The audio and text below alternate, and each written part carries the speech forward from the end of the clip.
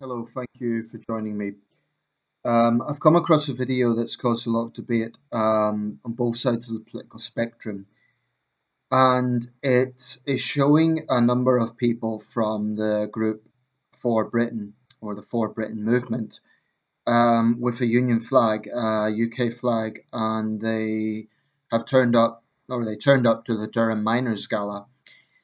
A little bit of history here. The Durham Miners' Gala is a well established event going back to, I believe, 1884, um, held just down the road from here, actually, in Durham City.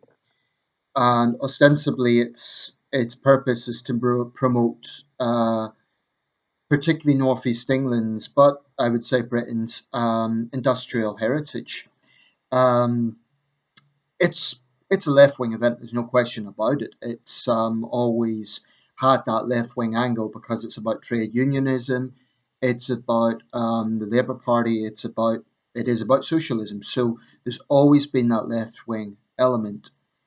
Anyway, this what happened was in the video the police officers tell these people to go away because they're carrying the UK flag, and it's provoked a lot of debate over the nature of the flag, freedom of expression, etc. I have a few things to say about this regarding my observations. Number one, For Britain or the For Britain movement isn't a squeaky clean organisation. It's not just people who want to fly the flag. There is a neo-nationalist element to it, and if you look up a little bit of the background to them, I do think they're a slightly suspicious organisation. I certainly wouldn't align myself with some of their ideas. And it is absolutely true that neo-nationalist groups do use the flag in a lot of their campaigning. It might be that they went to the Durham Miners' Gala to cause trouble, but I do question what appeared to be a relatively small group, how they could have incited a riot, as a police officer implied. Or rather, he didn't say they would incite the riot. He said, "We're turning you away because there will be a riot." Now, there's a few issues I have with this. There may be some technical issue that they didn't have a permit to be at the parade or whatever, and that's their fault. Okay, I don't sympathize with them in that regard. At any large event, if you're participating in that sort of role, you do need to let organisers know in advance. That's just convention.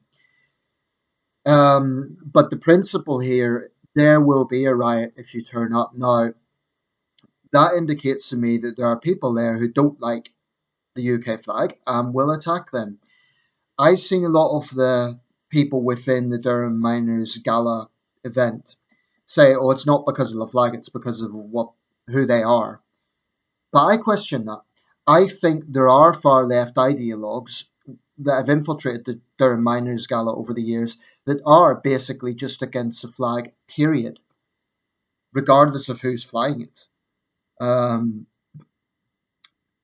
I think that being anti-British is part of this, or let me put it another way: being anti-patriotism, anti the flag, is the manifestation of far left ideology because they associate the flag with imperialism, with the British Empire, and automatically with the far right.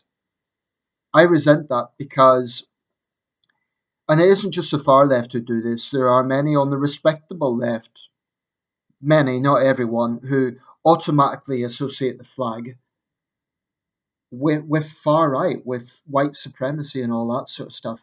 And I find that very sad. I mean, the Durham Miners Gala is looking at what was a very important industry in this country, an industry in which thousands of men and boys died. There was huge sacrifice for coal in this country.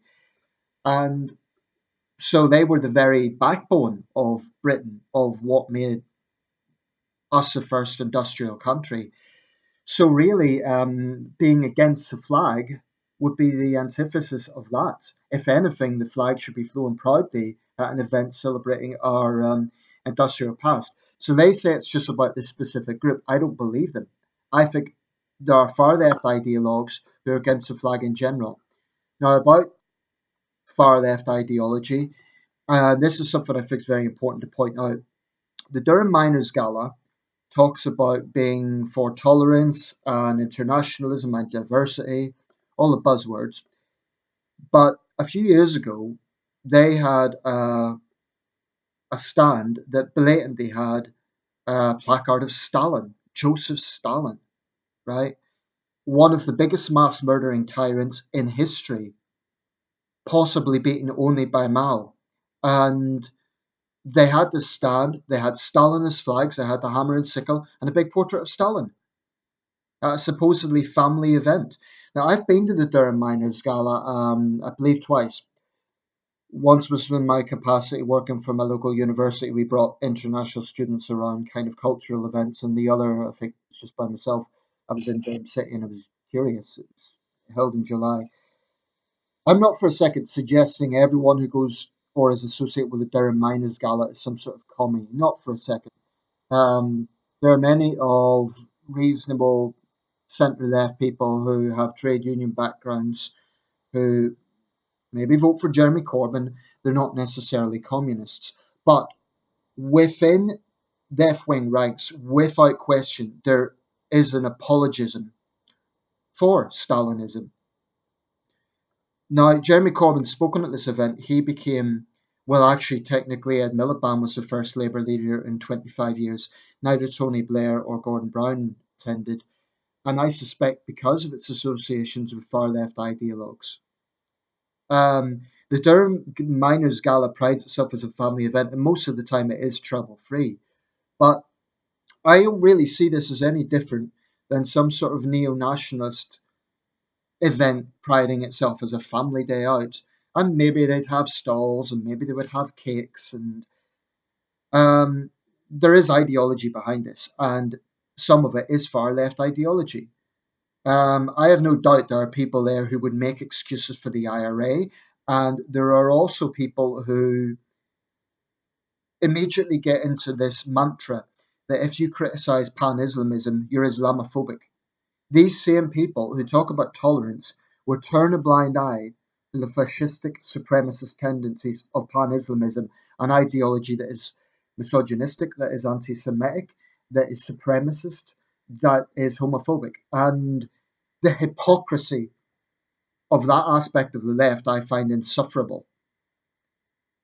I must admit, the few times I've been to the Durham Miners Gala, I found it interesting as a spectacle, as an event, but I also felt uneasy because there were blatantly far left elements there. There was. It's without question.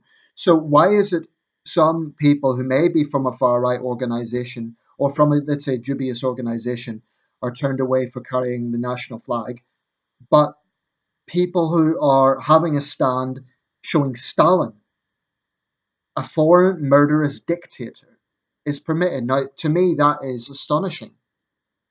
If you really are about tolerance, if you really are about pacifism, supposedly, and all those sort of isms, then be consistent. The Durham Miners Gala presents itself as a nice family day out, but I do believe that it's been infiltrated in recent years by far left elements, and I really take issue with that.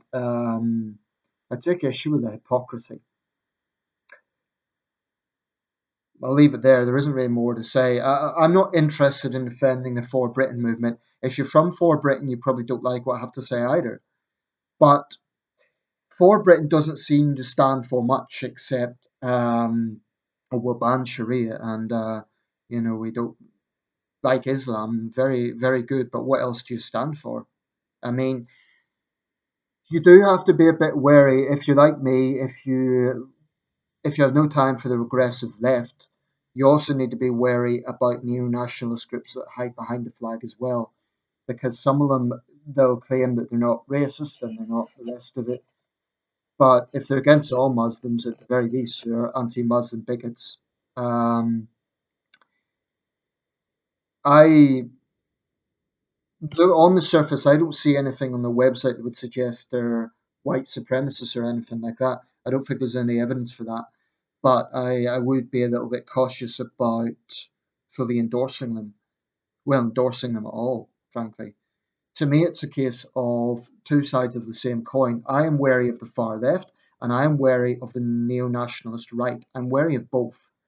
Um, but the Durham Miners Gala is in no position to preach about tolerance when basically they're saying anyone who doesn't agree with us 100% is a Nazi. That sort of mantra is very typical of the regressive left in recent years, a very intolerant mindset. And the fact the officer warned there would be a riot, what he's really saying is we can't guarantee you won't be attacked. I appreciate the police position. Their number one priority is security. It's, that's their job. I understand it. And my message to the For Britain movement is you should have got some sort of permit. Um, I don't believe it was entirely innocent. I think probably they did go to create a scene. But nevertheless, when those on the left say it's not about the flag, I think they're lying. I think it is about the flag. And I think they would take issue with it no matter who was flying it.